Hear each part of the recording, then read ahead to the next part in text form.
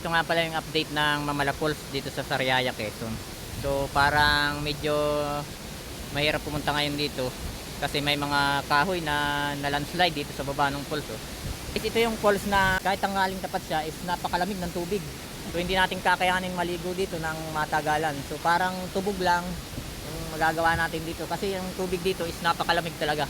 Try natin ngayong summer kung kakayanin natin. Last year na pumunta kami dito, hindi namin kayang magtagal sa tubig. So, medyo hindi makalayo yung ating drone kasi walang ano dito, satellite. Walang masagap yung ating drone. Ganyan lang yung kataas yung lipad ng drone natin. So try natin palayuin pa kung anong kalalabasan, kung makakalayo yung drone natin. Ayan. Ayan guys. Oh.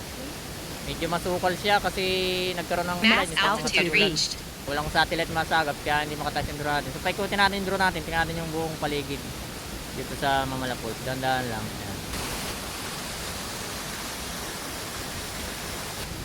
Ayan. Wala tayong gamit. Kung may gamit tayo, tutulong sana tayo sa pag tanggal nitong mga kahoy dito na nakaparang dito sa bungad ng falls. Kaso wala naman tayong gamit. Ayan. Ayan yung mga kahoy guys. Oh. Safe pa rin naman siyang paglango yan. Makakadaan tayo dito sa mga kahoy na to. So ayan yung pwede tayong tumalon doon sa bato na yun. Pwede tayong pumunta ron. And then tumalon tayo dyan sa falls. Ayan.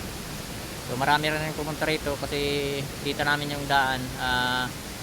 Sobrang linis nung daan papunta rito. Kaya ibig sabihin marami nang pumunta dito ngayong summer.